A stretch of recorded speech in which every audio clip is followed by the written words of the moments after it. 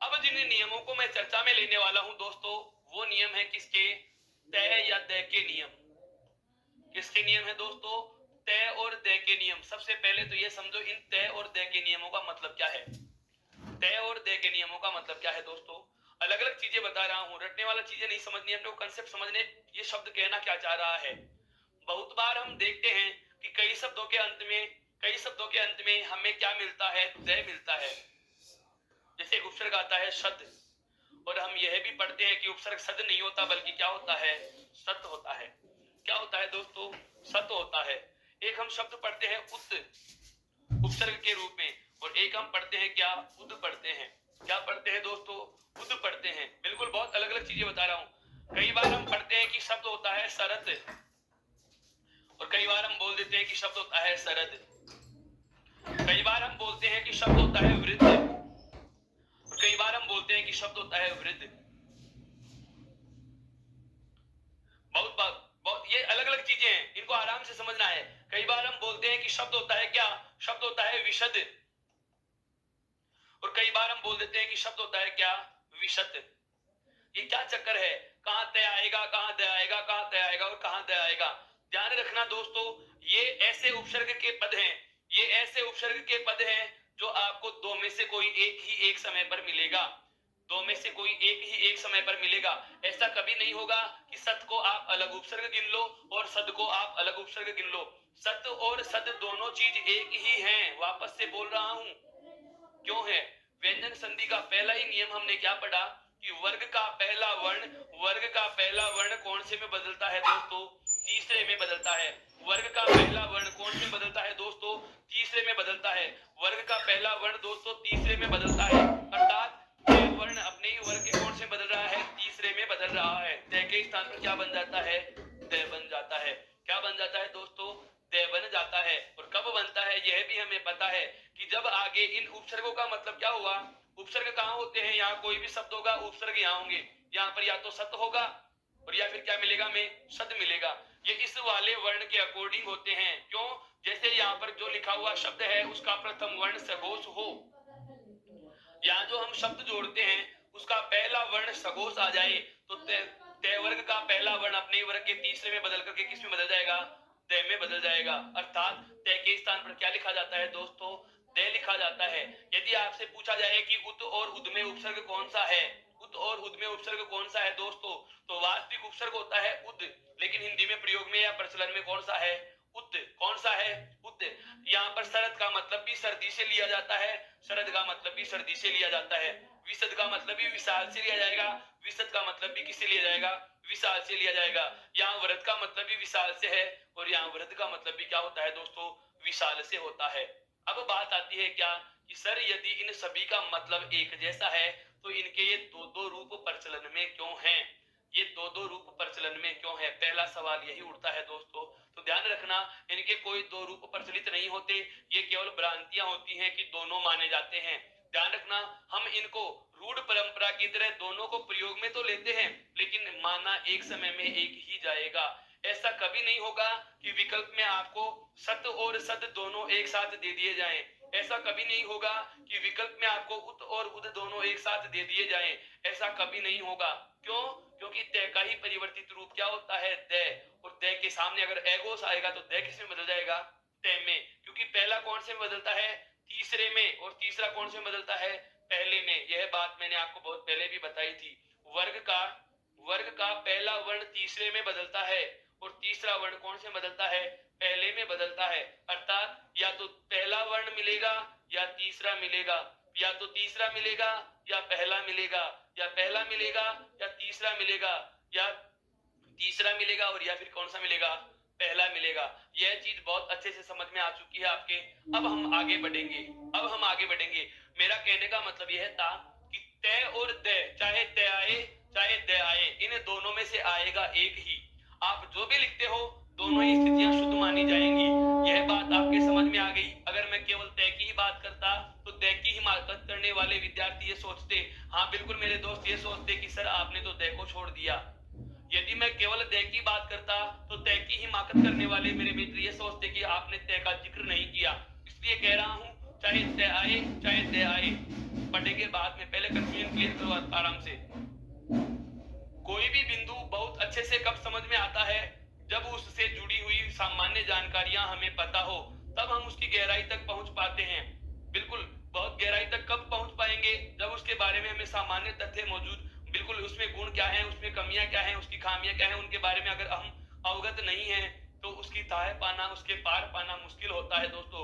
तो मैंने आपको बता दिया कि तय और दय के नियम समझ में तो बाद में आएंगे, नियमों पे भी मैं गया ही नहीं, मैं केवल ये बता रहा हूं कि तय और दय की स्थितियां दोनों एक जैसी हैं, या तो तय मिलेगा और या दय मिलेगा। तय या दय में से कुछ भी आए, जो भी मिलता है उसे टिक कर देंगे। दोनों एक साथ कभी नहीं होते हैं, दोनों एक साथ कभी नहीं होते हैं। यह चीज समझ में आ चुकी दोस्तों। अब बात करता हूं नियम क्या है वो सुनिए। अब बात करते हैं, यह वाली चीज आपके बहुत अच्छे से क्लियर हो गई, तय और दय की स्थितियां क्या है। ये तय और दय की स्थितियां क्या है, मेरा कहने का मतलब है कि चाहे तय और दय में से कुछ भी आए, चाहे तय और दय में से कुछ भी आए, दोनों ही स्थितियों में हमारा शब्द क्या होता है दोस्तों, शुद्ध माना जाता है। क्यों? क्योंकि तय और दय उपसर्ग के रूप हैं। कई बार तय को गिना जाता है, कई बार दय को गिना जाता है, लेकिन दोनों एक साथ कभी नहीं आएंगे। अब आते हैं हम हमारे नियम पर। अब कहाँ आते हैं हमारे नियम पर कि नियम क्या कह रहा है। ध्यान देना, नियम क्या कह रहा है दोस्तों, नियम क्या कह रहा है। एक तो है कौन सा उपसर्ग, तय।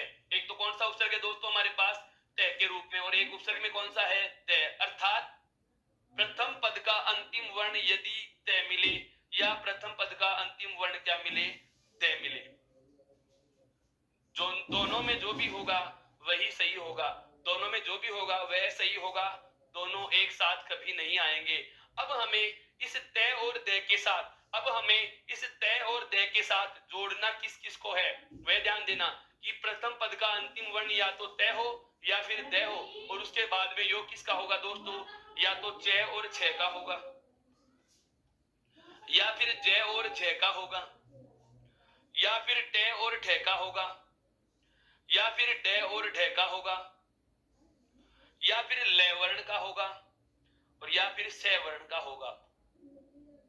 बिल्कुल समझना, मेरा कहने का मतलब यह है कि प्रथम पद का अंतिम वर्ण या तो क्या होगा, तय हलंत या दय हलंत, और उसके बाद में आप कौन कौन से वर्णों को जोड़ोगे, उसके बाद में आप कौन कौन से वर्णों को जोड़ोगे, या तो जोड़ोगे च या छ को, या तो किसे जोड़ोगे दोस्तों, च या छ को, या फिर किसे जोड़ेंगे, या फिर किसे जोड़ेंगे, या फिर जोड़ेंगे हम ज और झ को, या फिर हम किसे जोड़ेंगे दोस्तों, ज और झ को जोड़ेंगे। किसे जोड़ेंगे, ज और झ को जोड़ेंगे, ज और झ को हम जोड़ेंगे। या फिर हम क्या करेंगे,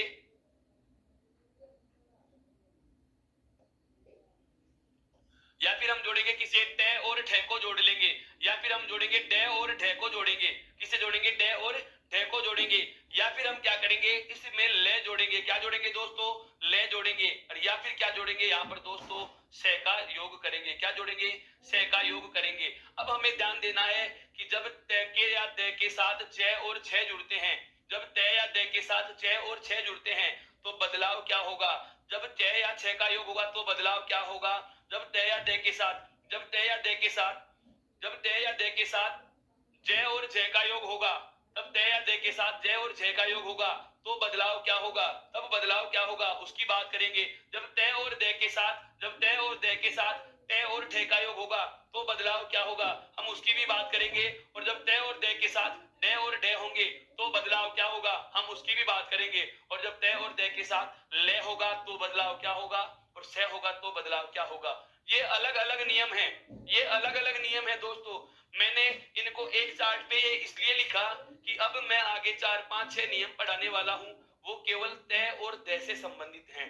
वो किससे संबंधित है, केवल और केवल तय और दय से संबंधित हैं। अर्थात पहले पद का अंतिम वर्ण या तो तय होगा और या फिर क्या होगा दोस्तों, दय होगा।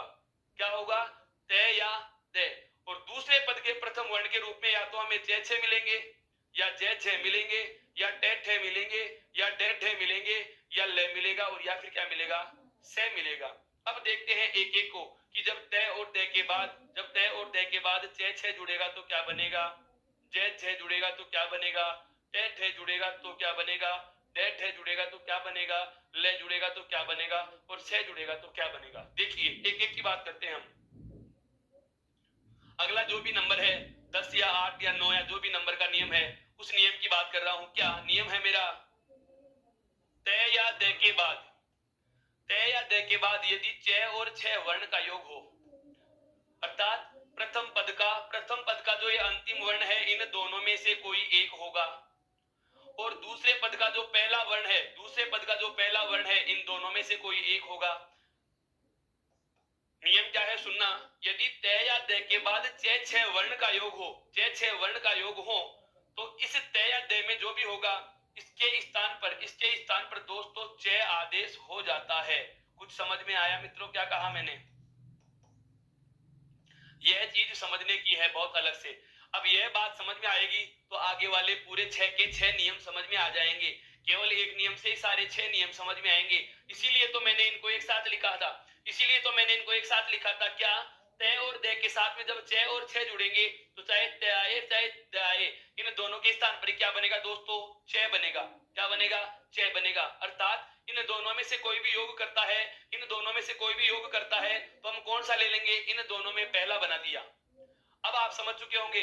मैं कहूं तय और दे के बाद, मैं कहूं आपको क्या कि यदि तय और दे के बाद ज या छ का योग होगा तो आप कह दोगे कि यहां भी सर इन दोनों में से पहला उठा लेंगे। जैसे यहाँ च बनाया है यहाँ पे, तो यहाँ पर भी क्या बना लेंगे दोस्तों? ज बना देंगे। क्या बना देंगे दोस्तों? ज बना देंगे। फिर मैं कहूं यदि तय या दे के बाद तय या ठ का योग हो तो चाहे तय हो चाहे दे हो, उसके स्थान पर भी यहाँ पर भी क्या बन जाएगा? तय बन जाएगा दोस्तों। और जैसे मैं कहूं तय या दे के बाद ड या ढ का योग हो तो इन दोनों के स्थान पर भी यह वाला अर्थात यहाँ पर भी क्या बन जाएगा दोस्तों? ड बन जाएगा। इन सभी प्रकार के नियमों की हम बात करते हैं तो ध्यान दीजिए। सबसे पहला हम कौन सा लेंगे? तय और दे के बाद में यदि च या छ का योग हो तो चाहे तय हो चाहे दे हो, अपने ही स्थान पर किसमें बदल जाएगा? च में बदल जाता है। किसमें बदल जाएगा दोस्तों? च में बदल जाता है। अब बात आती है इसके उदाहरण की। जैसे समझिए उदाहरण है उच्चारण। शब्द क्या है दोस्तों? उच्चारण दिया हुआ है। अब हमें पता चल चुका कि यहाँ पर देखो चारण और ये च आधा है, ये पूरा नहीं हो सकता। क्यों? क्योंकि यहाँ पर व्यंजन ही व्यंजन है, इस च को कोई स्वर नहीं मिल रहा। अर्थात शब्द में हमें क्या मिलेगा? आधा च मिलेगा। मिल गया यहाँ पर। अब ये आधा च बनता किसका है? या तो तय का बनता है या दे का बनता है। तो विच्छेद करते समय इस च को तय या दे में बदल दीजिए। विच्छेद करते समय क्या करेंगे? इस च को तय या दे में बदल देंगे। तो यहाँ पर मैं लिखूंगा जैसे उत, एक आधे च का तो मैंने तय या दे बना दिया। आगे क्या बचा है मेरे पास? चारण, अर्थात उत योग चारण। हमारे शब्द का संधि विच्छेद हुआ, उत धन चारण। अब हमें पता है, आप चाहे तो इसे ऐसे भी तो लिख सकते हैं उ और उसके बाद में तय। ये मैंने क्यों लिखा? क्योंकि मुझे प्रथम पद का अंतिम वर्ण अलग चाहिए था, बाहर चाहिए था, अतः मैंने इसको तोड़कर लिख दिया। आगे क्या लिखा हुआ है? चा, और चा के बाद में क्या लिखा हुआ है दोस्तों? रे और न। ये दूसरे पद का पहला वर्ण ले रहा हूं और ये प्रथम पद का अंतिम वर्ण ले रहा हूं। नियम क्या हो? तय या दे के बाद में च आ जाए। तय या दे के बाद में बताओ यहाँ पर च वर्ण आ रहा है या नहीं आ रहा है? तय या दे के बाद में यदि च आ जाता है तो चाहे तय हो चाहे दे हो, अपने ही स्थान पर किसमें बदल जाएगा दोस्तों? च में बदल जाएगा। किसमें बदल जाएगा दोस्तों? च में बदल जाएगा। इधर क्या बचा पड़ा है? उ, और उससे आगे क्या लिखा हुआ है? चारण। उससे आगे क्या लिखा हुआ है? चारण। सबको जोड़ेंगे। देखो ऊ का तो ऊ, उसके बाद ये आधा च है, आगे से देखो स्वर नहीं मिल रहा तो खड़ी पाई का वर्ण है, खड़ी पाई हटा के आधा लिख दिया और आगे क्या जोड़ देंगे? चारण। अर्थात हमारा शब्द क्या बन जाएगा दोस्तों? उच्चारण से उच्चारण। यह चीज समझ में आई क्या? बहुत अच्छे से समझना है इस बात को। नियम क्या है? ये नियम इसी प्रकार से बनेंगे। अब चाहे यहाँ पर ज और झ होगा तो यहाँ भी क्या बनेगा? इन दोनों में पहला ज। अगर यहाँ पर ट और ठ होगा तो यहाँ पर क्या बन जाएगा? ट, क्योंकि दोनों में पहला। अगर यहाँ पर ड और ढ होगा तो यहाँ पर क्या बन जाएगा? ड। और जैसे यहाँ पर ल होगा तो यहाँ पर भी क्या बना लेंगे? ल, क्योंकि ल अकेला है तो एक ही बना लेंगे। और स होगा तो बदलाव दोनों में होंगे, उसको हम अलग से बात करेंगे। पहले केवल इसी की बात करते हैं और उदाहरणों से। देखो उच्चारण के अलावा जैसे मैं और उदाहरण लिखूं, जैसे शब्द आता है चेष्टा, सतधन चेष्टा। जैसे क्या आता है? सतधन चेष्टा। एक आता है शब्द आता है सच्चित, बिल्कुल सच्चित। सत धन चित्त, सत धन चित्त, बिल्कुल। एक शब्द आता है सरचंद्र, इसका विच्छेद क्या होता है दोस्तों? शरद धन चंद्र। इसका विच्छेद क्या होगा? शरद धन चंद्र, सर्दी का चंद्रमा, सर्दी का चंद्रमा। शरद प्लस चंद्र बराबर शरद चंद्र, शरद प्लस चंद्र बराबर क्या होगा? शरद चंद्र, बिल्कुल। आगे बढ़ते हैं, आगे बढ़ते हैं, बिल्कुल। हाँ, शब्द आता है उच्छेद, उत्धन छेद बराबर क्या होगा दोस्तों? उत्धन छेद बराबर क्या होगा? उच्छेद होगा। क्या होगा? उच्छेद होगा। यहां तक की बात समझ में आई? यह हमारा जो नियम नंबर था, यह नियम नंबर हो गया आपका दोस्तों 10। यह नियम नंबर कौन सा हो गया? 10। अब हम बात करते हैं अगले नियम की। अब हम बात करते हैं अगले नियम की। एक बार इसका स्क्रीनशॉट ले लीजिए। वापस से नियम को दोहरा देता हूं। स्क्रीनशॉट लेने से पहले एक बार इसका सुनिए कि यदि तय या दय वर्ण के बाद, यदि तय या दय वर्ण के बाद जय छह वर्ण का योग हो तो तय हो चाहे दय हो, अपने ही स्थान पर किस में बदल जाएगा मित्रों? चय में बदल जाता है। किस में बदल जाता है? चय में बदल जाता है। और आगे जैसा जैसा शब्द लिखा हुआ है उसे वैसा का वैसा ही लिख दिया जाएगा, जैसा कि हमने किया है। अब हम बात करेंगे आगे की। एक बार इसका स्क्रीनशॉट ले लीजिए।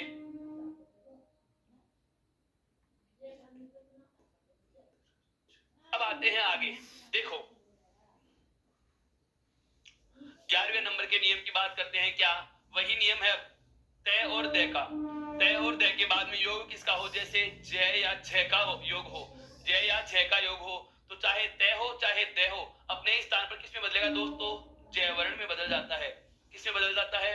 जय वर्ण में बदल जाता है, बिल्कुल। अब ये छोटे छोटे नहीं, अब सभी शब्दों को हम तोड़ तोड़ के नहीं पढ़ेंगे। ये चीज हमें पता चल चुकी कि क्या बनना है, तय हो चाहे दय हो। दूसरे जो यहाँ पर इन दोनों में से कौन सा बनाना है? पहला बनाना है। जैसे मैं शब्द लिखूं सज्जन, दो बार दिया आ रहा है, विच्छेद क्या हो गया? सत्य योग जन, सत्य योग जन। जैसे एक शब्द आता है, बहुत अच्छा शब्द आता है मित्रों, इसका बहुत ही अच्छा शब्द आता है और इसका आपको ध्यान भी रखना है। क्या? उज्जवल। यह आपको संधि में नहीं देता, मैं बता रहा हूं मित्रों। यह इसका विच्छेद होता है उद्धन ज्वल। एक शब्द इसी प्रकार का आता है उज्ज्वला, उज्ज्वला, उद्धन ज्वाला, उद्धन ज्वाला, उज्ज्वल या उज्ज्वला। इस प्रकार के दोनों शब्दों में महत्वपूर्ण बात बता रहा हूं। यह शब्द बहुत बार, यह शब्द बहुत बार शब्द शुद्धि में पूछा जा चुका है। इतनी परीक्षाओं में पूछा जा चुका है कि लगभग हर विभाग की हर परीक्षा में एक न एक बार यह प्रश्न जरूर आया है कि उज्ज्वल शब्द का सही, बिल्कुल, उज्ज्वल शब्द की सही वर्तनी क्या होती है? उज्ज्वल शब्द का शुद्ध रूप कौन सा है? इसमें क्या करता है? कई बार तो इस जय वर्ण को पूरा कर देता है, कई बार एक ही जय लिखता है, कई बार क्या करता है दोस्तों? दोनों जय पूरे लिख देता है। लेकिन इसमें वास्तविकता यह है इसमें दोनों ही जय आधे होते हैं। यदि आप चाहें तो इसका मैं विच्छेद भी बता देता हूं आपको, ध्यान रखना। इसका विच्छेद होगा उत्धन ज्वल, उत्धन ज्वल। और इसका विच्छेद होता है दोस्तों उत्धन ज्वाला। इसका क्या होगा? उत्धन ज्वाला। एक और शब्द आता है इसी प्रकार का, एक और शब्द आता है दोस्तों इसी प्रकार का, जैसे वृद्धंकार। बहुत अच्छा शब्द है वृद्धंकार। भगवान शिव के डमरू की जो जनकार होती है उसे कहा जाता है वृद्धंकार, अर्थात वृद्ध प्लस जनकार, वृद्ध प्लस जनकार, बहुत बड़ी जनकार जिसे कहा गया वृद्धंकार। अब यहाँ पर देखिए तया दय के बाद में जया जय वर्ण आ रहा है तो दोनों के बीच में क्या लिखा? जय लिख दिया। यहाँ पर भी तया दय के बाद में जय आ गया तो यहाँ भी जय बना दिया, तय दय के बाद में जय आया तो यहाँ भी जय बना दिया, तया दय के बाद में जय आया तो यहाँ भी जय बना दिया। एक और शब्द आता है यावत जीवन। एक और शब्द आता है दोस्तों यावत जीवन। एक और शब्द आता है दोस्तों कौन सा? यावत जीवन। इसका भी अगर आपसे संधि विच्छेद पूछ लिया जाए, इसका भी यदि आपसे संधि विच्छेद पूछ लिया जाए तो इसका संधि विच्छेद होता है क्या? यावत प्लस जीवन, यावत प्लस जीवन। यावत का मतलब होता है पूरा, यावत का मतलब क्या होता है दोस्तों? पूरा। और जीवन का मतलब आप जानते हैं पूरा जीवन, अर्थात संपूर्ण जिंदगी, ता उम्र जिसको कहा जाता है, आजीवन जिसे कहा जाता है। इस प्रकार से हम कह सकते हैं कि तय या दय के बाद जय या जय वर्ण का योग हो तो क्या बनेगा? जय वर्ण बन जाता है दोस्तों। क्या बन जाता है?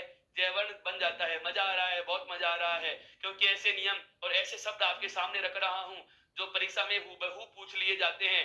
बिल्कुल आपको परीक्षा में पूछे जाने वाले प्रश्नों का मैं तरीका भी बता देता हूं कि कौन से शब्द को किस प्रकार के प्रश्न में ज्यादा पूछे जाने की संभावनाएं बनती हैं, कौन से शब्द को किस प्रकार से प्रश्नों में पूछा जाता है। ध्यान देना, एक एक शब्द की मैं बता सकता हूं। यह भगवान शिव के डमरू की विशेषताओं में पूछा जाता है। यावत जीवन पुराने पाठ्यक्रम में स्कूल व्याख्याता भर्ती परीक्षा की तैयारी करने वाले मैं मित्रों को बताना चाहूंगा, हमारे पुराने पाठ्यक्रम में कक्षा 12 की पुस्तकें चलती हैं। बिल्कुल, हमारे आरपीएससी के पाठ्यक्रम में कक्षा 12 की पुस्तकें चलती हैं, जिसकी पुरानी एनसीईआरटी में बिल्कुल कक्षा 12वीं में हिंदी में कहानी चला करती थी। यदि आपने पढ़ी हो तो, क्या बालक बच गया। बिल्कुल एक कहानी चला करती थी, बालक बच गया। और उस बालक बच गया में उस बालक से एक सवाल पूछा जाता है कि तुम पूरी जिंदगी क्या करना चाहोगे। और उसने एक शब्द बोला था, मैं यावत जीवन नर सेवा करना चाहूंगा। दोस्तों, यावत जीवन एक तीसरी चौथी कक्षा में पढ़ने वाले बच्चे के लिए इस प्रकार के गहरे सार गर्भित शब्द का प्रयोग करना यह साबित करता है क्या कि वह बच्चा अपनी मर्जी से नहीं, याद करे कराए वाक्य बोल रहा था। इस प्रकार की कहानी प्रदर्शित करती है यावत जीवन शब्द से। उज्जवल जो शब्द है, यहाँ आपको शब्द शुद्धि मिलती है। उज्जवल जो शब्द है, शब्द शुद्धि में पूछा जाता है। और सज्जन जो शब्द है, इसके लिए तो कहने की आवश्यकता नहीं कि यह आप सभी की एक विशेषता है कि आप सज्जन हैं। बिल्कुल बिल्कुल बिल्कुल दोस्तों, यह आप सबका एक गुण है। यह आप सबका गुण है कि आप लगातार उत्कर्ष के साथ बने हुए हैं, लगातार लाइक कर रहे हैं, शेयर कर रहे हैं, कमेंट कर रहे हैं। चैनल को इंस्टॉल नहीं किया तो बिल्कुल बिल्कुल, आपने अभी तक ऐप को इंस्टॉल नहीं किया है, टेलीग्राम ऐप को ज्वाइन नहीं किया, चैनल को सब्सक्राइब नहीं किया तो कीजिए, ताकि मैं आपको जो ये नाम दे रहा हूं, ये नाम आपके ऊपर सही बिल्कुल सही सुशोभित हो सके। आगे बात करते हैं। एक बार इसका स्क्रीनशॉट ले लीजिए मित्रों।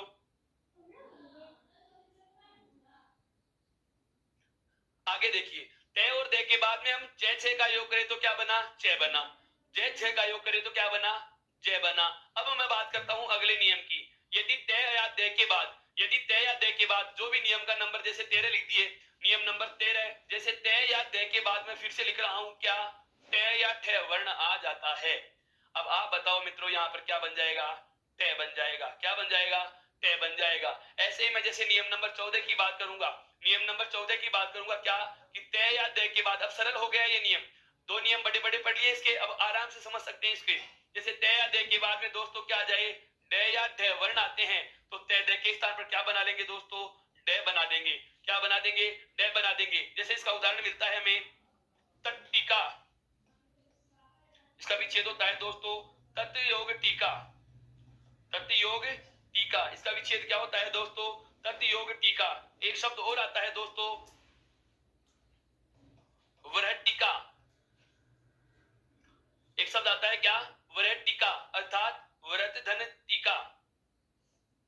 व्रत धन टीका। टीका क्या होती है, साहित्य वाले विद्यार्थी ध्यान देंगे। ये टीका जो शब्द है, ये बहुत महत्वपूर्ण है।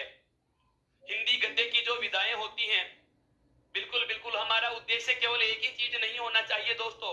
हम संधि पढ़ रहे हैं, लेकिन मैं आपको बहुत बार कह चुका हूं, संधि पढ़ने की बात ही नहीं है। संपूर्ण हिंदी व्याकरण में यदि कोई बात ऐसी आ गई जो हमें अन्य किसी बिंदु में सहायता प्रदान करेगी, तो हम उसका भी जिक्र करेंगे।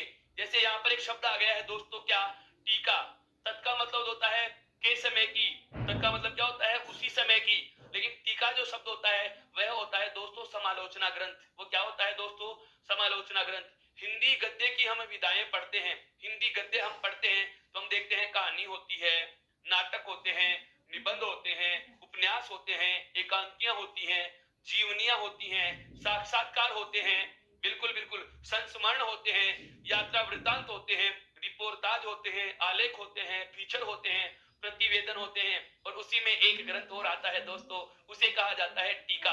अर्थात आपको कोई पुस्तक दे दी जाए और आपको कहा जाए कि इस पुस्तक के गुण और दोषों का विवरण करते हुए आपको एक नई पुस्तक की रचना करनी है, तो उसी समय की उसी पुस्तक के अनुसार किसी ग्रंथ का आप यदि अपने नजरिए से उसका कुछ गुण बताते हो या उसका अपने नजरिए से कोई दोष बताते हो, अर्थात गुण और दोष, आलोचना समालोचना, उसके पक्ष और विपक्ष में तर्क देते हुए, उसकी अच्छाइयां और बुराइयों को ऑब्जर्व करते हुए, निरीक्षण और परीक्षण करते हुए यदि आप कोई दूसरी पुस्तक तैयार कर देते हैं, तो उसे कहा जाएगा क्या दोस्तों, टीका कहा जाएगा। क्या कहा जाएगा मित्रों, टीका कहा जाएगा। तो एक टीका का मतलब होता है उसी समय की लिखी हुई टीका, और वह टीका का मतलब होता है बहुत बड़ी टीका। जैसे बिहारी सतसई पर टीका लिखी गई थी, बिल्कुल बिल्कुल, बिहारी सतसई बिहारी द्वारा लिखी गई, रीतिकाल के, बिल्कुल रीतिकाल के रीति सिद्ध कवि है बिहारी, और बिहारी सतसई उनकी रचना का नाम है, जिसमें 713 दोहे हैं। सतसई का शाब्दिक अर्थ होता है 700 दोहों का समूह है। लेकिन वास्तविकता यह है कि बिहारी सतसई में कितने दोहे हैं दोस्तों? 713 दोहे हैं। और उसके अलावा हम साहित्य में पढ़ेंगे उसमें 8 सोरठे भी आते हैं। उस पे एक हिंदी के कवि हैं, खड़ी बोली के हाँ, बिल्कुल खड़ी बोली के जो लेखक चातुष्ट कहलाते हैं, उनमें एक नाम आता है लल्लू लाल, और उसके एक ग्रंथ का नाम है लाल चंद्रिका। लल्लू लाल के ग्रंथ का नाम क्या है दोस्तों? लाल चंद्रिका, जो कौन सी टीकाओं में गिनी जाती है? वृहद टीकाओं में गिनी जाती है। कौन सी टीकाओं में गिनी जाती है दोस्तों? वृहद टीकाओं में गिनी जाती है। इस प्रकार से हमें बहुत सारी चीजें साथ के साथ जोड़ते हुए पढ़नी है। और आगे जैसे बात करूं मैं क्या, कि द या द के बाद ड या ढ वर्ण का योग हो, द या द के बाद ड या ढ वर्ण का योग होता है दोस्तों, तो द या द के स्थान पर क्या बन जाएगा? ड वर्ण बन जाता है। जैसे शब्द आता है, ये शब्द शुद्धि में पूछा हुआ है, ये शब्द शुद्धि में पूछा हुआ है उड्डयन, शब्द शुद्धि में पूछा हुआ है, एलडीसी पटवारी लेवल की परीक्षा में आता है। उड्डयन शब्द का सही वर्तनीगत रूप कौन सा होगा, अर्थात इसका शुद्ध रूप कौन सा होता है? एक और शब्द आता है दोस्तों इसमें, भवट डमरू, भवट डमरू, और एक आता है कौन सा? उड्डयन। उड्डयन शब्द का संधि विच्छेद अगर आपसे पूछे तो बता सकते हैं उत्तधन डयन। भवट डमरू का होता है दोस्तों भवत प्लस डमरू। भवत का मतलब तो जानते हैं सांसारिक, भवत धन डमरू। तो इस प्रकार से हमने जाना 13 और 14 नंबर के नियम में क्या, कि यदि त या द के बाद, यदि त या द के बाद, यदि त या द के बाद ट और ठ वर्ण का योग हो तो क्या बनेगा दोस्तों? ट बनेगा। यदि त या द के बाद ड और ढ का योग हो, ड और ढ का योग हो तो क्या बनेगा दोस्तों? ड वर्ण आदेश हो जाता है, जो आपके उदाहरण भी सामने है। आप इसका भी स्क्रीनशॉट ले सकते हैं ताकि आगे वाले नियम पे चले। त और द के साथ ल वर्ण का योग करना है। अब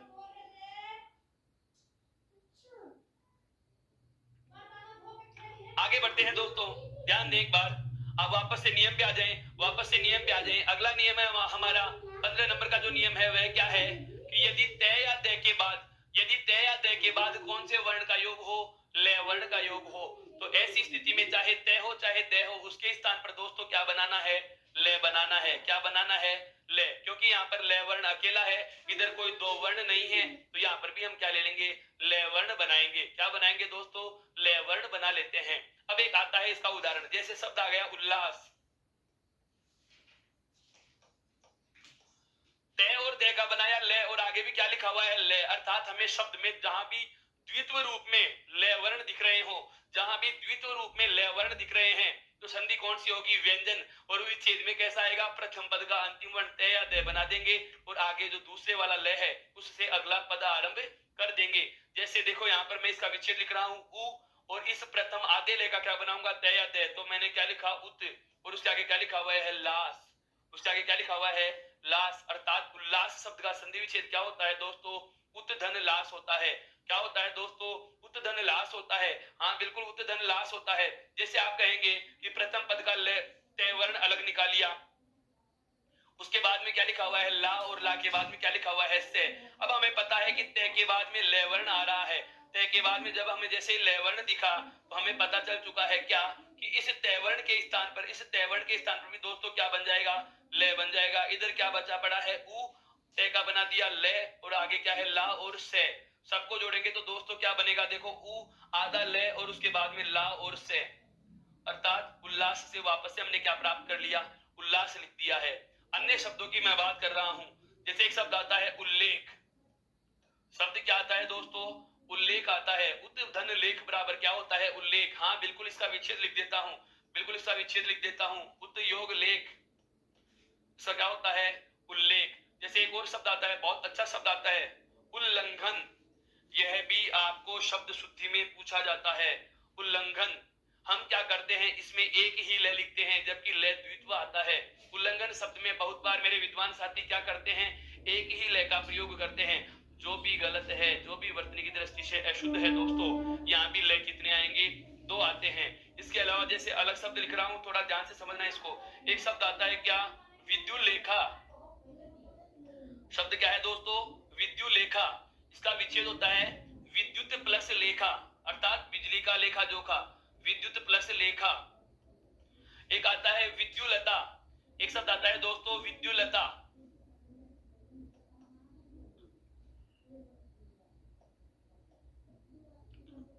विद्युलता, इसका संधि विच्छेद क्या होगा दोस्तों? विद्युत प्लस लता, बिजली की बेल, विद्युत प्लस लता। यहाँ पर ध्यान देने वाली बात क्या है, यहाँ पर ध्यान देने वाली बात क्या है कि इन पदों को हम जब देखते हैं तो यहाँ पर लय द्वित्व दिख रहा है। लय का कौन सा रूप हमारे सामने आ रहा है, द्वित्व रूप आ रहा है। और जब भी द्वित्व रूप में हमें लय दिखता है तो समझना कि प्रथम लय किसका बना है, तय या दय का विकारी रूप, और अंतिम में योग किसका हो रहा है, लय वर्ण का। अर्थात तय और दय वर्ण के बाद, तय और दय वर्ण के बाद, तय और दय वर्ण के बाद यदि लय वर्ण का योग हो तो हमें आदेश कौन सा करना है, लय वर्ण आदेश कर देना है। यह हो गया योग कौन सा, तय और दय के बाद का लय का योग। अब हम आगे बढ़ेंगे, उसके पहले मित्रों आप चाहो इसका स्क्रीनशॉट लेना, लीजिए। यहाँ पर ध्यान देने वाली बात यह है दोस्तों, यह शब्द जो है उल्लंघन जो शब्द है, यह शब्द शुद्धि में पूछा जाता है। क्यों, बहुत बार हम इसका अशुद्ध रूप जो हम चयन करते हैं वो कौन सा लिखते हैं, उल्लंघन लिख देते हैं, अर्थात लय एक वाला दिया जाता है। और बहुत मेरे विद्वान साथी इसको टिक करके आ जाते हैं, जो कि वास्तव में क्या है, गलत है, जो कि वास्तव में क्या है दोस्तों, गलत है। इस चीज का आपको बहुत अच्छे से ध्यान रखना होगा, इस चीज का आपको बहुत अच्छे से ध्यान रखना होगा। अब हम आगे बढ़ते हैं अगले नियम की ओर। अगला नियम आएगा अपना दोस्तों क्या, तय और दय के बाद में यदि आए, तय और दय के बाद में यदि क्या आ जाए, से वर्ण आ जाए। कौन सा से है दोस्तों, तालव्य से। कौन सा से है दोस्तों, तालव्य से। सर ये से याद नहीं होते, सर ये से याद नहीं होते। मैं इतनी बार इन से को लिख दूंगा कि आपके जहन में तीनों से छप ही जाएंगे। मैं वापस से बता रहा हूं, आप हम एक तो से लिखते हैं यह वाला, एक हम से लिखते हैं पतंग की तरह, और एक ये से लिखते हैं सर्प वाला। दोस्तों इसे कहा जाता है तालव्य सकार। इसे क्या कहा जाता है दोस्तों, तालव्य सकार कहा जाता है। ये विसर्ग संधि में नाम आएंगे हमारे सामने। इसे क्या कहा जाता है, तालव्य सकार। यह कौन सा होता है दोस्तों, मूर्धन्य सकार। यह कौन सा होता है दोस्तों, मूर्धन्य सकार। और यह अंतिम वाला कौन सा होता है दोस्तों, दंत्य सकार। यह कौन सा होता है दोस्तों, दंत्य सकार। यह मतलब क्या है इसका, जब हम तालव्य सकार का उच्चारण करते हैं तो जीवा तालु के पास चली जाती है। जीवा कहां चली जाती है दोस्तों, तालु के पास चली जाती है। जीभ तालु के पास चली जाती है, उस समय तालव्य सकार का उच्चारण होगा। जीभ जब तालु के पास चली जाती है तो तालव्य सकार का उच्चारण होगा। जब हम मूर्धन्य सकार का उच्चारण करते हैं तो जीभ मसूड़ों के पास जाती है। कहां जाती है, मसूड़ों के पास। मूर्धा का मतलब मसूड़ों से लिया जाता है दोस्तों। और जब जीभ दांत के पास आकर के टकराने की कोशिश करे, वहां होता है दंते वाला से। हमारे पास यहाँ कौन सा दिया हुआ है, तालव्य से। ये कौन सा है दोस्तों, तालव्य सकार है। यह कौन सा है दोस्तों, तालव्य सकार दिया हुआ है हमें। नियम क्या है, नियम सुनना है, नियम सुनना है। अब ये नाम आपको याद हो चुके हैं बहुत अच्छे से, इन्हें भूलने की गलती मत करना। ये कौन सा से था, तालव्य से था। ये कौन सा से था, तालव्य से था। नियम क्या हो, नियम क्या कह रहा है कि यदि तय या दय के बाद, यदि तय या दय के बाद तालव्य सकार का योग हो तो यहाँ पर तय या दय के स्थान पर बनता है दोस्तों च। क्या बनता है दोस्तों, च। अब यहाँ पर बहुत ज्यादा ध्यान देने की बात आ रही है। तय और दय के हम अब तक जो नियम पढ़ते आए हैं, कौन कौन से पढ़े, देखो अभी मैं इधर लिख रहा हूं। एक तो मैंने आपको बताया तय दय के बाद में योग किसका किया, च और छ का। एक हमने तय और दय के बाद में योग किसका किया, जय और छ का। एक हमने तय और दय के बाद में योग किसका किया, ट और ठ का। एक हमने तय और दय के बाद में योग किसका किया दोस्तों, ड और ढ का। किसका किया है, ड और ढ का। और अभी अभी हमने पढ़ा है तय और दय के बाद में योग किसका किया है, लय वर्ण का।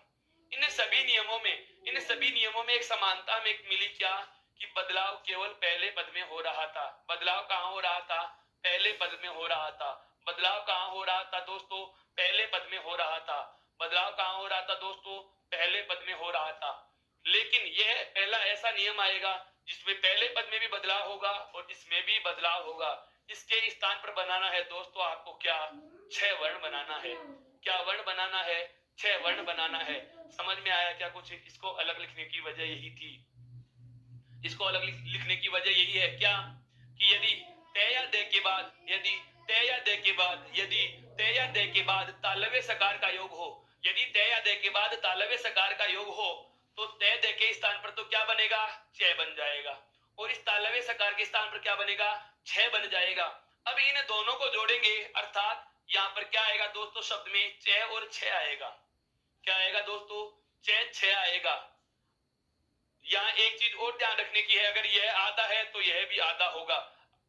अगर इस पर कोई मात्रा होगी तो इस पर भी मात्रा होगी, यह पूरा होगा, यह पूरा होगा, आधा होगा तो आधा होगा, बाकी इधर वाला तो सदैव आधा होता ही है। ये जैसे मैंने आधा ही इसको लिख दिया है। यहां तक की बात समझ में आई दोस्तों। अब आता हूं मैं उदाहरण पे, जिसमें आपको आधे का उदाहरण भी बताऊंगा, पूरे का उदाहरण भी बताऊंगा। देखो शब्द आ जाए जैसे सच्छासन, शब्द आता है दोस्तों सच्छासन। सबसे पहला प्रश्न, इसका संधि विच्छेद क्या होगा? सच्छासन शब्द का सही संधि विच्छेद क्या होता है? सच्छासन शब्द का सही संधि विच्छेद दोस्तों 6 और 6 मिल गया हमें, 6 और 6 मिल गया, और 6 और 6 देखते ही समझ आना है कि 6 का तो किसमें बदलना है, त या द में, और ये 6 किसमें बदलेगा, स में। तो देखो स का तो स और 6 को बना दिया त, अर्थात सत। अब यहाँ पर आ की मात्रा है, 6 में आ की मात्रा है तो इसमें भी आ की मात्रा आएगी, अर्थात सत धन शासन, सत धन शासन। अब मुझे चाहिए क्या, पहले पद का, अब मुझे क्या चाहिए, पहले पद का अंतिम वर्ण चाहिए। अब मुझे पहले पद का अंतिम वर्ण चाहिए तो मैं ऐसे लिख दूंगा से, और उस से के बाद में तय को बाहर लिख दिया। इधर क्या है से में क्या जुड़ा हुआ है आ, और आ के बाद में क्या लिखा हुआ है दोस्तों से और न। इसका पूरा टुकड़ा कर लिया है, इसका मैंने पूरा टुकड़ा कर लिया। ये पूरा टुकड़ा मैंने इसलिए किया है क्योंकि मुझे क्या चाहिए था, पहले शब्द का, मुझे क्या चाहिए था, पहले शब्द का प्रथम वर्ण चाहिए था। ये यहाँ पर लिख दिया, इसमें आ की मात्रा जुड़ी हुई है, आ की मात्रा लिख दी, और से का से और न का न लिख दिया। अब इसे गौर से देखो, तया दे के बाद में तालव्य सकार का योग हो, तया दे के बाद तालव्य सकार का योग हो, तया दे के बाद तालव्य सकार का योग होता है तो हम क्या करते हैं, तया दे को तो किसमें बदलते हैं दोस्तों, च में बदल देंगे। किसमें बदल देंगे, च में बदल देंगे। और स के स्थान पर दोस्तों क्या लिखना है, स के स्थान पर क्या लिखना है, छह वर्ण लिखना है, अर्थात यहाँ पर क्या लिख दिया जाएगा, छह लिख दिया जाएगा। इन दोनों को जोड़कर, इन दोनों को जोड़कर 6 और 6 लिख देंगे। क्या लिख देंगे, 6 और 6, यह आधा तो यह भी आधा। इधर क्या बचा हुआ है दोस्तों, से, और आगे क्या लिखा हुआ है आ, और उसके बाद में से और न। सबको जोड़िए मित्रों, सबको जोड़िए इनको। अभी इनको सबको जोड़ेंगे हम, तो इधर मैं इनका सबका जोड़ लिख रहा हूं, इनका सबका जोड़ लिख रहा हूं। क्या देखो, सबसे पहले तो क्या आ गया से, उसके बाद में क्या है 6 और 6, 6 और 6। मित्रों मुझे पता चला 6 हलंत है, लेकिन आगे आ लिखा हुआ है तो आ की मात्रा लगा दूंगा, और आगे क्या लिखा हुआ है से और न, अर्थात सच्छासन से क्या बना लिया है मैंने, सच्छासन बना लिया। इस प्रकार से हम कह सकते हैं क्या कि तय या दय के बाद, तय या दय के बाद यदि तालव्य सकार का योग हो तो तय और दय अपने ही स्थान पर दय में बदल जाते हैं, च में बदल जाते हैं, और तालव्य सकार के स्थान पर 6 वर्ण आदेश हो जाएगा। तालव्य सकार के स्थान पर 6 वर्ण आदेश हो जाता है। यहां तक की बात बहुत अच्छे से समझ में आई। और उदाहरणों की बात करता हूं, इसी प्रकार के और उदाहरण आपके सामने मैं रख रहा हूं दोस्तों। देखिए जैसे अन्य उदाहरण हम लिखे यहाँ पे, जैसे हम अन्य उदाहरण लिखते हैं, शब्द आता है जैसे सच्छास्त्र। इसका विच्छेद क्या होगा दोस्तों, इसका विच्छेद मैं लिख रहा हूं सत्य योग शास्त्र, बिल्कुल सत्य योग शास्त्र। अन्य शब्द लिखूं जैसे, बहुत अच्छा शब्द है, बहुत ही अच्छा शब्द है, उच्छृंखल। इस शब्द को जरा इंडिकेट कर लेना, इस शब्द को जरा इंडिकेट कर लेना, क्यों, इसका विच्छेद बहुत महत्वपूर्ण है। 6 के नीचे क्या जुड़ा हुआ है दोस्तों, री।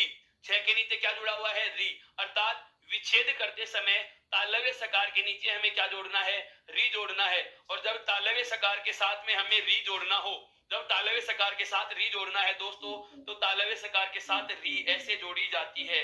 तालव्य सकार ये हो गया और री स्वर यहाँ पर जोड़ दिया, तालव्य सकार यह हो गया और री यहाँ पर जोड़ दिया।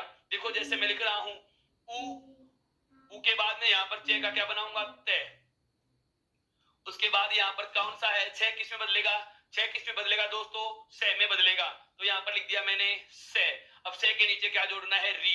तो यह वाला रूप हमारे यहाँ नहीं चलता, यह रूप नहीं चलता। से के नीचे री जोड़ना हो तो यह रूप हमें लिखना पड़ता है, यह रूप हमें लिखना पड़ता है। तो यह रूप हम लिखेंगे दोस्तों, यहाँ पर देखो यह रूप हम लिखेंगे क्या, और आगे क्या लिखा हुआ है, अनुस्वार और खल। आगे क्या लिखा हुआ है, अनुस्वार और खल, अर्थात उद्धन श्रृंखल। उद्धन श्रृंखल बराबर क्या होता है दोस्तों, उच्छृंखल होता है। क्या होता है, उच्छृंखल होता है, बिल्कुल उच्छृंखल होता है।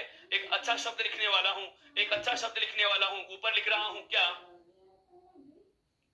यहां लिख देता हूं मैं श्री मच्छर चंद्र, ये पूछा गया है श्री मच्छर चंद्र।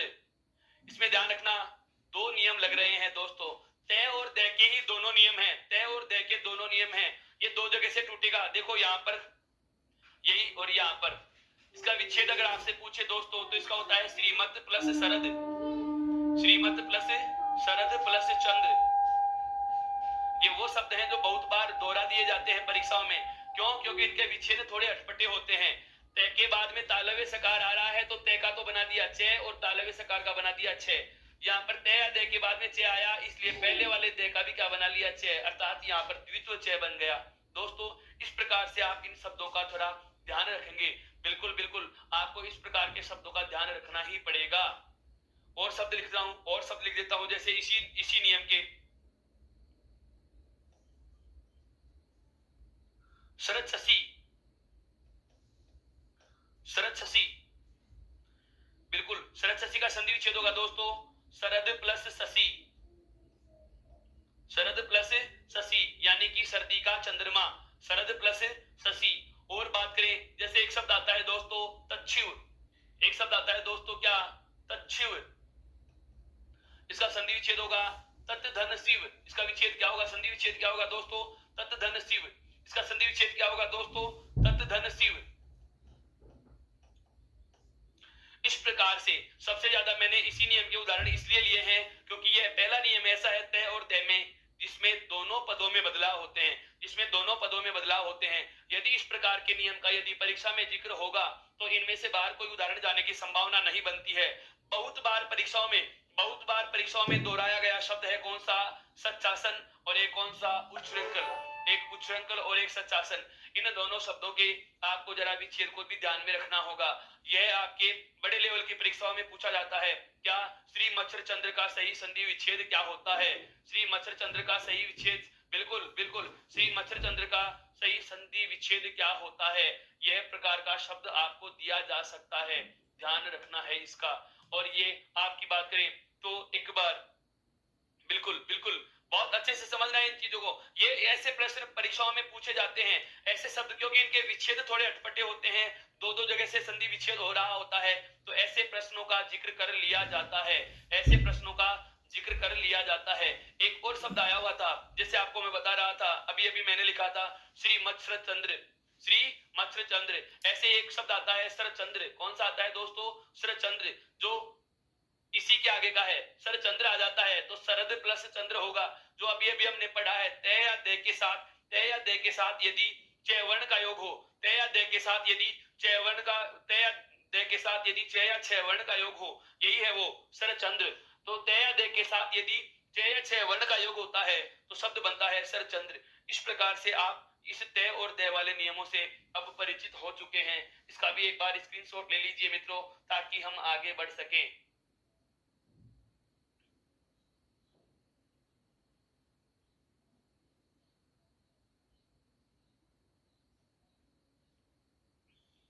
आगे बात करता हूं,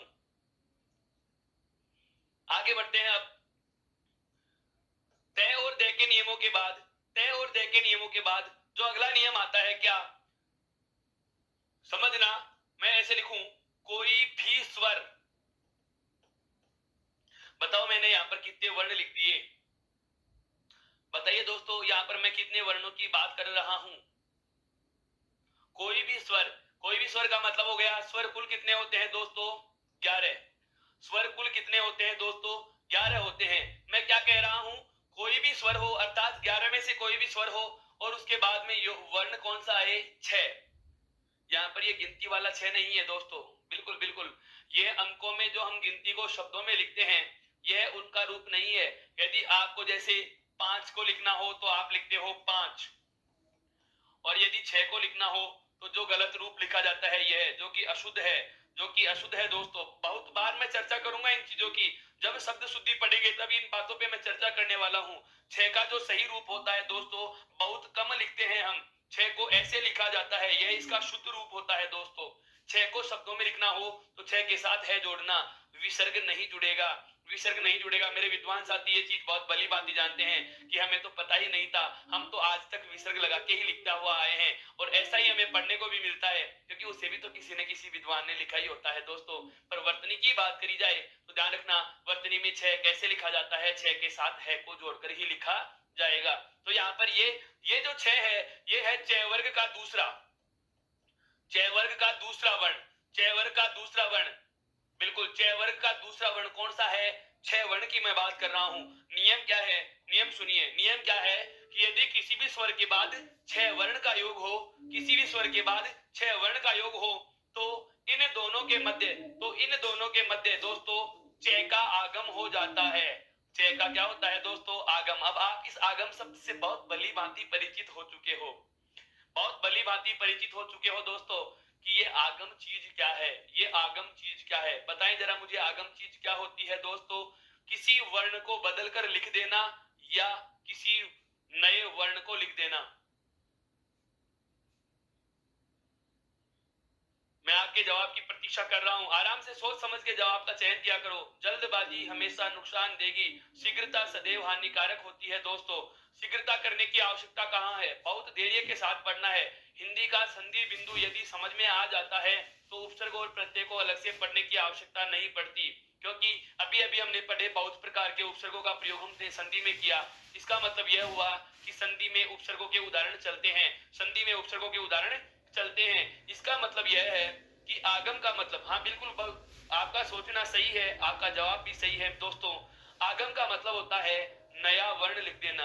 आगम का मतलब क्या होता है दोस्तों, नया वर्ण लिख देना। मैं बार बार बता रहा हूं, आते ही आज की क्लास में आरंभ में हमने बात की थी क्या, परिउपसर्ग की और सम उपसर्ग की। जब परिउपसर्ग के याद, बिल्कुल बिल्कुल, परिउपसर्ग के साथ जब क्री धातु का योग किया था तो मूर्धन्य सकार का आगम हुआ था, और जब सम उपसर्ग के बाद क्री धातु का योग किया था तो वहां दंते सकार का आगम किया था।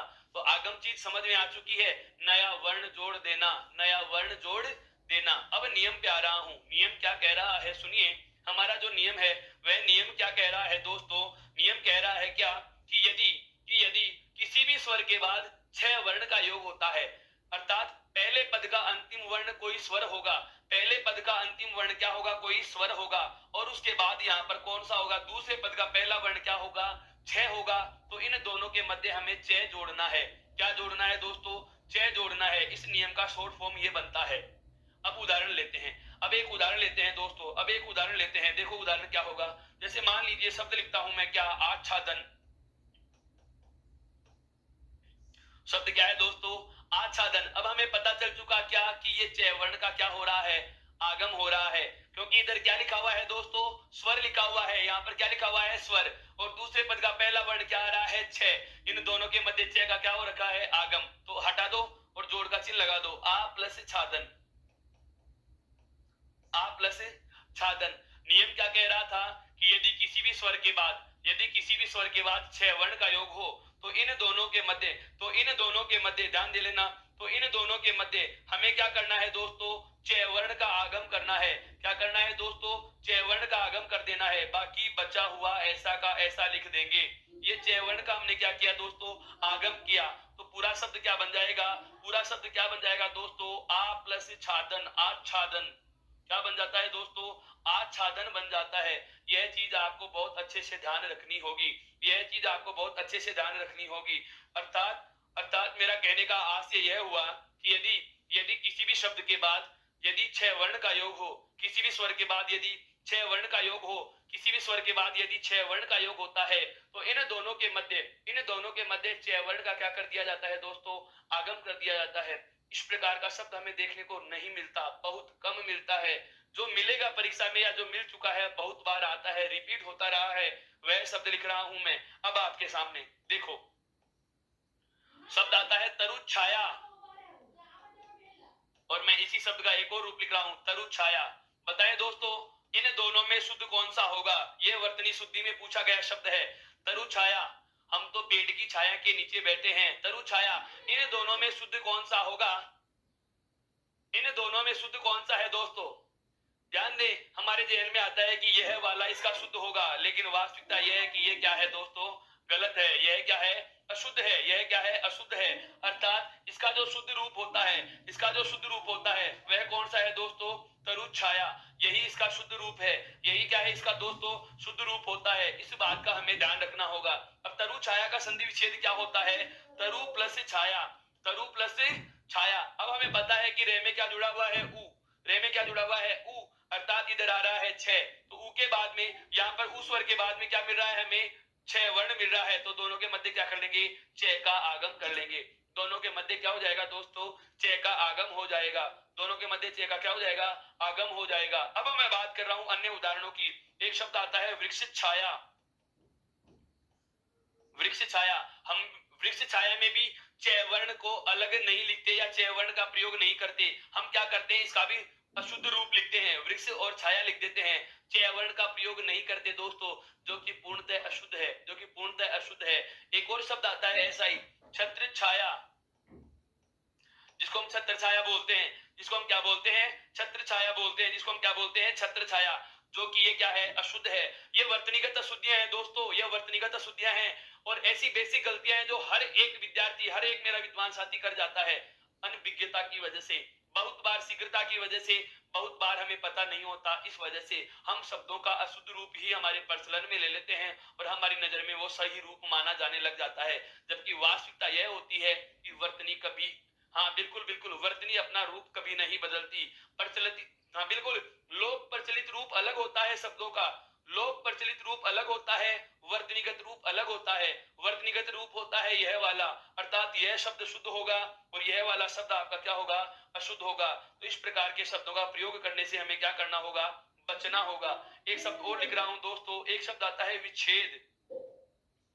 विच्छेद, विच्छेद का संधि विच्छेद क्या होता है दोस्तों? विधन छेद। क्या होता है विच्छेद का संधि विच्छेद दोस्तों? विधन छेद, विधन छेद। एक और शब्द आता है दोस्तों परिच्छेद। एक शब्द क्या आता है? परिच्छेद। एक शब्द क्या आता है दोस्तों? परिच्छेद, परि प्लस छेद। अर्थात मेरा कहने का आशय यह है, जो भी आपका नियम का नंबर आ रहा है, नियम नंबर 16, इसको कह सकते हो क्या?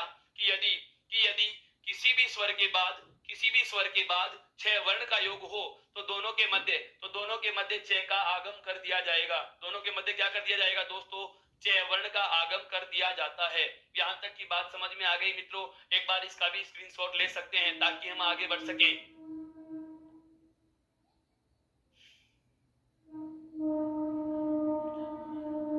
यहां तक की कोई दिक्कत नहीं, अब आगे बढ़ो। अगला जो नियम है, अगला जो नियम है दोस्तों, नियम नंबर 17। अगला जो नियम ले रहा हूं, ध्यान देना। एक तो है कौन सा? ऋस्व ई या हर्स्व ई, और एक है कौन सा आपका? उ, अर्थात छोटी ई और छोटा उ। एक तो कौन सी है? छोटी ई, और एक कौन सा है दोस्तों? छोटा उ है। ध्यान से समझना, बहुत बहुत ही अच्छा शब्द आएगा यहां से, बहुत ही अच्छा निकल के आ रहा है। और ये वाले उदाहरण बहुत बार पूछे गए हैं व्यंजन संधि में। यदि ऋस्व ई और उ के बाद, यदि ऋस्व ई और उ के बाद स और थ वर्ण का योग होता है, किसका योग होता है? स और थ वर्ण। यहां पर ध्यान देने वाली बात है, ये दोनों कौन से हैं? दंते।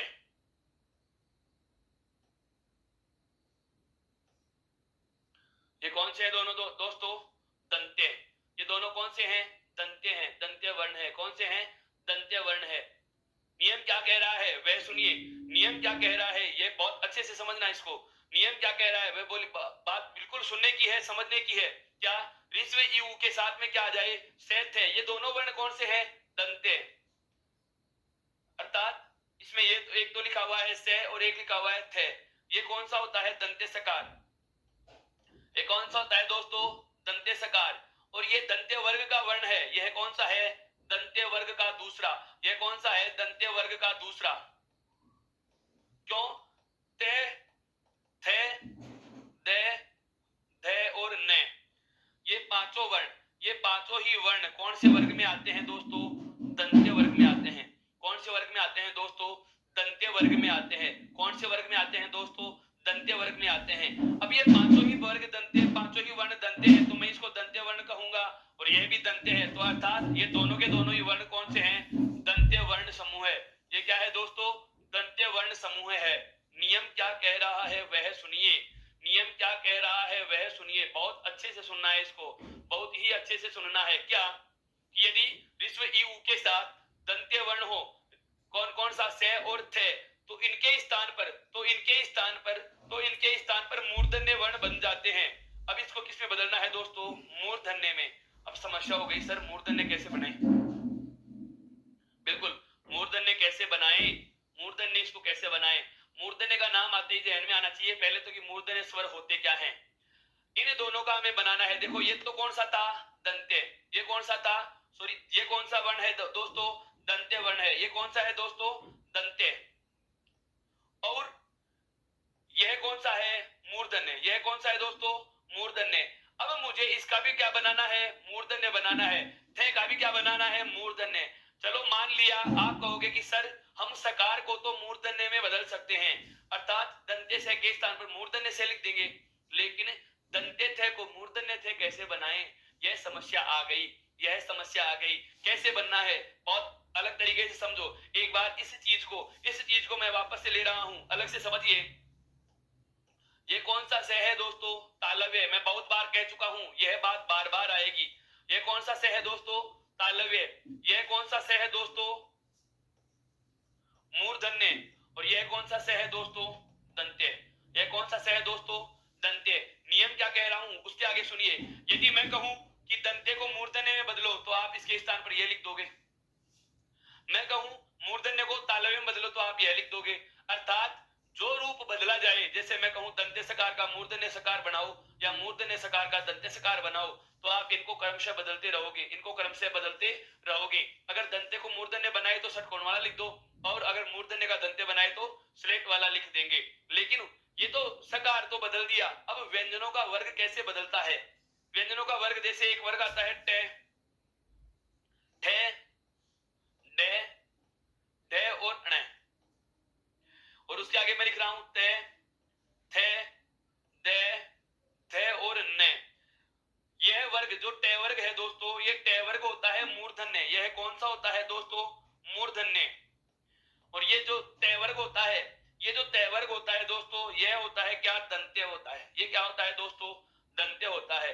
अब मैं कहूं कि मूर्धन्य वर्णों को दंत्य में बदलो, मूर्धन्य वर्णों को दंत्य में बदलो, आगे नियम आने वाले हैं दोस्तों, ऐसे नियम आगे आने वाले हैं। मैं इस प्रकार के नियमों की चर्चा करने वाला हूं, इसीलिए ये बेस बता रहा हूं कि आगे जो 2-3 नियम पढ़ेंगे जो केवल और केवल मूर्धन्य सकार और मूर्धन्य वर्णों से संबंधित होंगे, उन्हीं की मैं बात करने वाला हूं। ध्यान दीजिएगा। अगर मैं कहूं कि इस दंते को मूर्धन्य में बदलो तो कैसे बदलोगे? देखो यह कौन सा वर्ण है? पहला। यह कौन सा है? दूसरा। यह कौन सा है? तीसरा। यह कौन सा है? चौथा। और यह कौन सा है? पांचवा। अगर मैं कहूं दंते का मूर्धन्य बनाओ तो पहले के स्थान पर पहला लिखना है, दूसरे के स्थान पर दूसरा लिखना है, तीसरे के स्थान पर तीसरा लिखना है, चौथे के स्थान पर चौथा लिखना है, और पांचवे के स्थान पर कौन सा लिखना है दोस्तों? पांचवा लिखना है। कौन सा लिखना है? पांचवा। जैसे मैं कहूं कि यह दंत्य वर्ण है, यह कौन सा है दोस्तों? दंत्य वर्ण है। इसका मूर्धन्य क्या होगा? तो इसका मूर्धन्य होगा टे। टे इसका क्या हो जाएगा दोस्तों? मूर्धन्य। क्यों? क्योंकि यह दंत्य वर्ग का कौन सा वर्ण था? पहला। और यह मूर्धन्य वर्ग का कौन सा है? पहला। अगर हमारे को यहाँ पर दिया हुआ है क्या? अगर हमें यहाँ पर दिया हुआ है थे, तो आप इसको क्या बना दोगे? अगर आप इसको क्या बना दोगे? थे, तो ये हो जाएगा दंत्य, और ये कौन सा हो जाएगा दोस्तों? मूर्धन्य हो जाएगा। अर्थात वर्ग के वर्ण दूसरे वर्ग में बदलने हो तो जिस क्रम का होता है उसी क्रम का वर्ण लिखा जाएगा। जिस क्रम का वर्ण होता है उसी क्रम का लिखा जाएगा। जैसे ये तय वर्ग का दूसरा था, अभी हमारे शब्द में हमारे पास क्या आया था? से और थे, और इसको हमने क्या नाम दिया था? दंत्य नाम दिया था दोस्तों। इसको नाम क्या दिया था? दंत्य।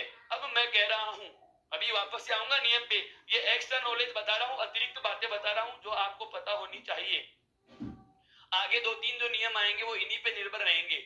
मेरा कहने का मतलब यह है कि ये दोनों के दोनों वर्ण कौन से हैं दोस्तों? दंत्य। कौन से हैं?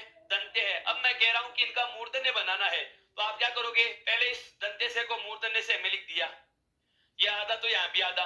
अब बात आती है इसको भी मूर्धन्य बनाओ। ये कौन सा है? दंत्य। दंत्य वर्ग का कौन सा है दोस्तों? दूसरा। दंत्य वर्ग का कौन सा है? दूसरा। तो मूर्धन्य वर्ग का भी कौन सा लिख दोगे? दूसरा। अर्थात शब्द में क्या आ जाएगा? से और ठे। इसके स्थान पर क्या लिखेंगे?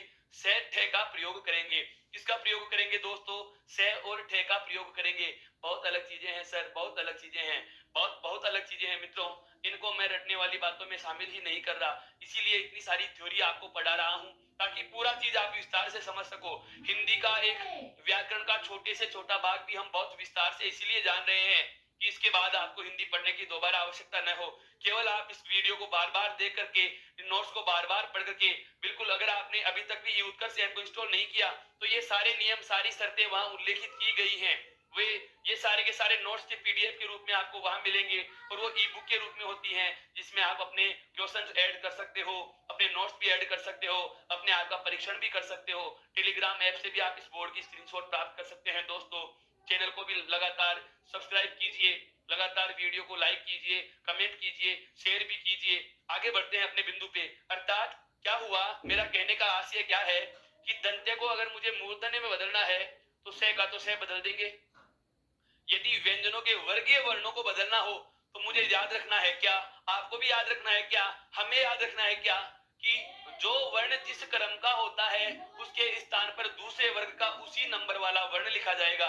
जैसे पहले को बदलना हो तो ट वर्ग का पहला लिखोगे, जैसे त वर्ग के दूसरे को लिखोगे तो ट वर्ग का दूसरे में बदलेगा, तीसरा तीसरे में बदलता है, चौथा चौथे में बदलता है, और पांचवा दोस्तों किस में बदलेगा, पांचवे में बदला जाएगा। पांचवा किस में बदलेगा दोस्तों, पांचवे में बदला जाएगा। पांचवा किस में बदला जाएगा दोस्तों, पांचवे में बदला जाएगा। अब आते हैं, बिल्कुल अब आते हैं हमारे सामने उदाहरण आते हैं। अब आते हैं हमारे सामने क्या उदाहरण, देखो क्या नियम क्या था, नियम क्या था हमारा कि यदि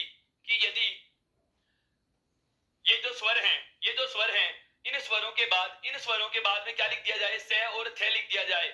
जो कौन से हैं, दंते हैं। जो कौन से हैं दोस्तों, दंते हैं। और इन्हें क्या बनाना है, इन्हें मूर्धन्य बनाना है। क्या बनाना है दोस्तों, मूर्धन्य बनाना है। तो हम क्या लिखेंगे, हम क्या लिखेंगे, से और ठे लिख देंगे। क्या लिख देंगे, से और ठे में बदल देंगे। एक शब्द लिख रहा हूं, एक शब्द लिख रहा हूं, जैसे शब्द आता है हमारे सामने क्या,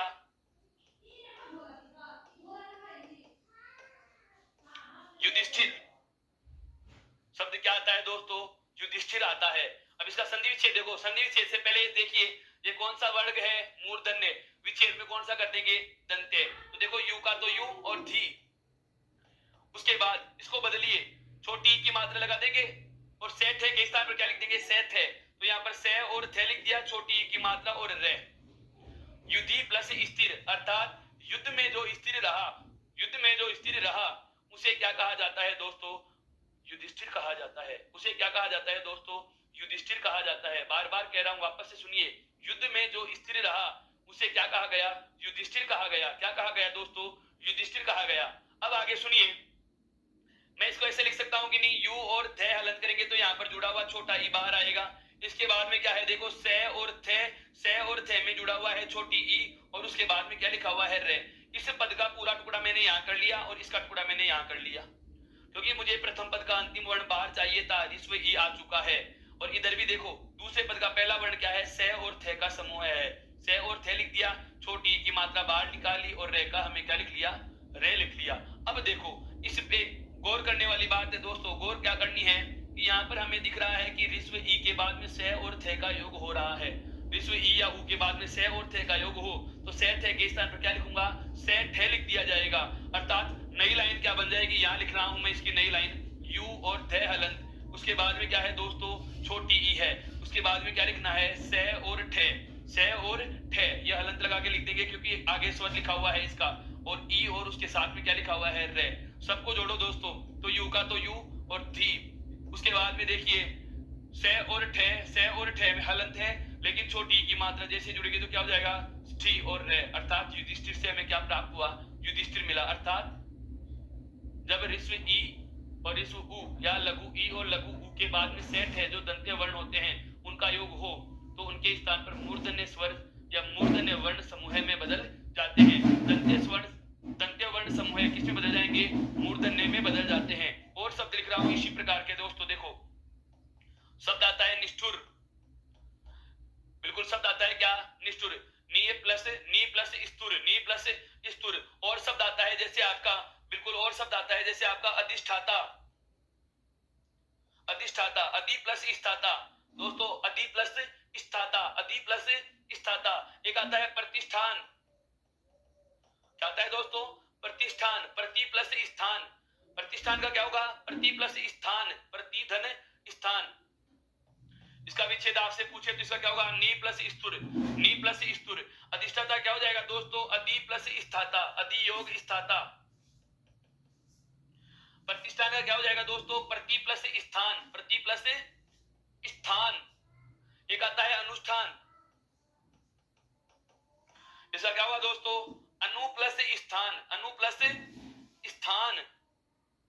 इस प्रकार से हम कह सकते हैं क्या कि लघु ई या उ के साथ जब सेथ है दंत्य वर्णों का योग हो, जब लघु ई या उ के साथ से और थे दंत्य वर्णों का योग हो तो ये मूर्धन्य में बदल जाते हैं। कौन से बदल जाते हैं दोस्तों? मूर्धन्य में बदल जाते हैं। जो हमारा नियम नंबर कौन सा रहा है? 17 रहा है। कौन सा रहा है दोस्तों? 17 रहा है। इसका भी स्क्रीनशॉट ले सकते हैं ताकि आगे बढ़ा जा सके मित्रों।